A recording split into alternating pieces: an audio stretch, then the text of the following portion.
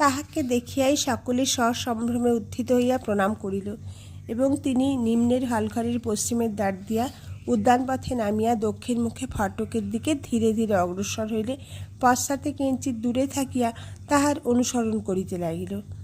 ওইরূপে বসতবাটি ও ফটকের মধ্যস্থলে উপস্থিত হইয়া ঠাকুর গিরিশ, রাম, অতুল প্রমুখ কয়েকজনকে পশ্চিমের বৃক্ষতলে দেখিতে পাইলেন। তাহারাও তাহাকে দেখিতে পাইয়া তথা হইতে প্রণাম করিয়া সানন্দে তাহার নিকট উপস্থিত হইল। কেহ কোনো কথা কহিবার পূর্বেই ঠাকুর সহসা গিরিশচন্দ্রকে সম্বোধন করিয়া বলিলেন, গিরিশ, তুমি যে সকলকে এত কথা অর্থাৎ আমার অবতারত্ব সম্বন্ধে বলিয়া বেড়াও, তুমি আমার সম্বন্ধে কি দেখিয়াছ ও বুঝিয়াছ? গিরিশ উহাতে বিন্দুমাত্র বিচলিত না হইয়া তাহার পদপ্রান্তে ভূমিতে জানু সংলগ্ন করিয়া উপবিষ্ট হইয়া ঊর্ধ্বমুখে করজোরে গদগদ স্বরে বলিয়া উঠিল, ব্যাস, বাল্মীকি যাহার হত্যা করিতে পারেন নাই, আমি তাহার সম্বন্ধে অধিক কি আর বলিতে পারি?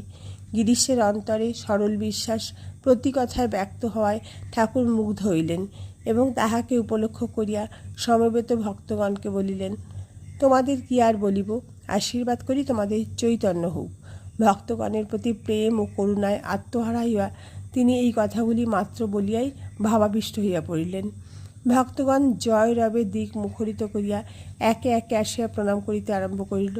ঠাকুরের করুণাবধি আজি বেলাভূমি অতিক্রম করিয়া এক অদৃষ্টপূর্ব ব্যাপার উপস্থিত করিল।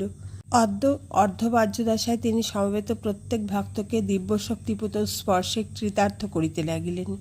এই অপূর্ব স্পর্শে কেহ